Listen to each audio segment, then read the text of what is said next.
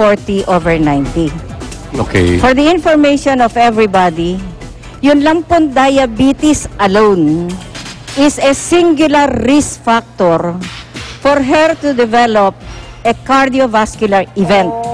When we say a cardiovascular event, it could be a sudden heart attack, a stroke, a renal damage, or what we call a peripheral vascular disease. Buti na lang pala, Doc, nagkaroon tayo ng pre-screening. At syempre, mamaya po, mas maikilala pa natin yung iba natin mga candidates, di ba? Yung mga nakapasa, medyo may iba din na hindi nakapasa. At syempre, mamaya sa pagtutuloy ng ating challenge, too. Yes, so, ano gagawin? Saan tayo kayo? Lipat naman tayo kina Luan at Kuya Lar para sa ating Showbiz Chika.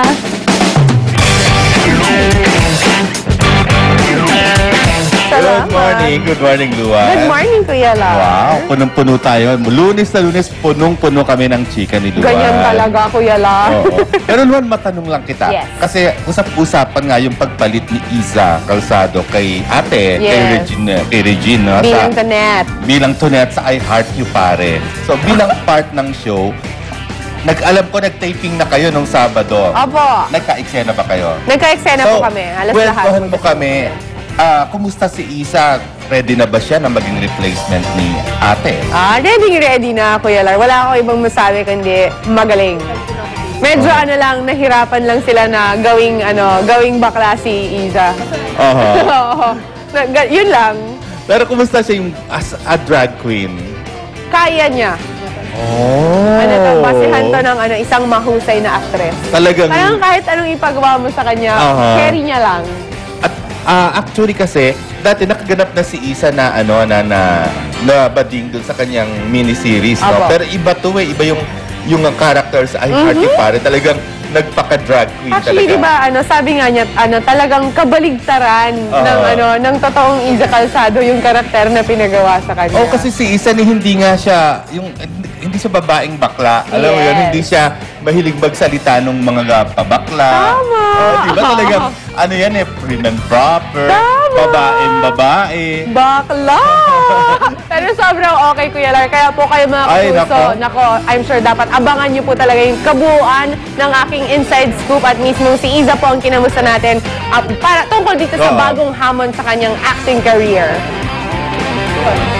Yun lang. At samantala, walang kasing saya talaga ang mga piyestang Pinoy. Eto na. Eto na. Bago natin patikimin sila ng chika ni Iza, eto naman, lalo na po sa Laguna, panalo po talaga yung mga piyesta doon. Kaya heto at makikitambay na po tayo sa La Laguna Festival sa bayan po ng Santa Cruz. Magang nakitambay doon sina Monica at R. Nako, panoorin natin. Go, guys! May food ba dyan?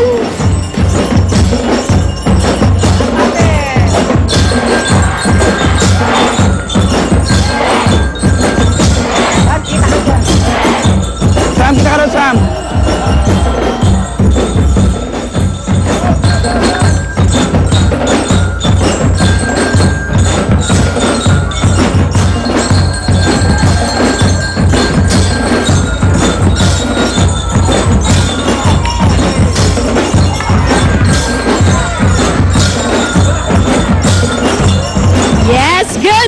Again mga kapuso, tuloy-tuloy pa rin nga ang ating pakikisaya dito sa kauna-unahang La Laguna Festival dito po sa Santa Cruz, Laguna.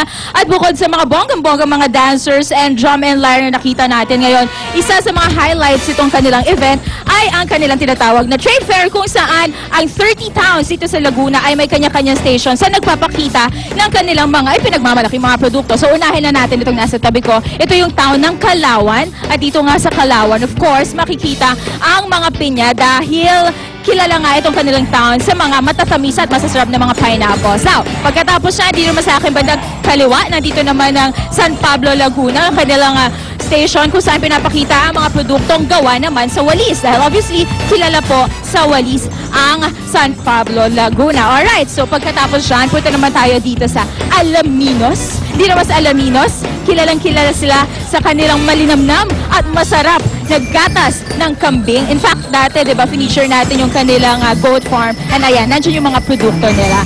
And after Alaminos, punta naman tayo dito sa Rizal, Laguna. Dito naman sa Rizal, Laguna, mga kapuso, sikat daw sila sa mga Orero products. So kung gusto nyo na Orero, dito nyo yan makikita sa Rizal, Laguna. Now, after that, punta naman tayo dito sa ayan, Nagcarlan, Laguna. Dito naman sa Nagcarlan, kilala sila sa masarap at matamis din na espasol. So, kung kayo nag-crave sa espasol, perfect place. Ito nga, Nagcarlan, Laguna. At ito naman, personal favorite ko dito sa Laguna dahil I love shoes, I love chinelas. Of course, alam niyo na kung ano yung binabanggit ko. Ito ang nakakaaliw na Liliw, Laguna. Ayan, dito sa Liliw, Laguna, ito meron pa silang mascot, ang cute-cute. Ayan, dito nga sa Liliw, Laguna, mga kapuso, kilala sila sa chinelas at sa mga nagagandahang mga sapatos. Or naunahan mo ako, kumusta ka dyan? Ayun, kaya pala minsan hindi kita mahanap, dito ka pala sa mga sideline. Anyway, Arn, mamaya, pautangin mo ako. Kasi ang dami ko shoes na gusto. Babalikan kita dyan. Okay, sige. Babalikan kita, Arn, ha? Anyway, bakit parang may nakita akong dalawang turista dito? Kayo, guys, ha? Marami kayong tinitingnan dyan. I heard mamaya, ipapakita nyo sa akin kung ano yung mga napuntahan nyo dito. Yes, special because this is my hometown. If you don't know. Are you sure this is your hometown? Yeah, from the Sumayan Sinopio.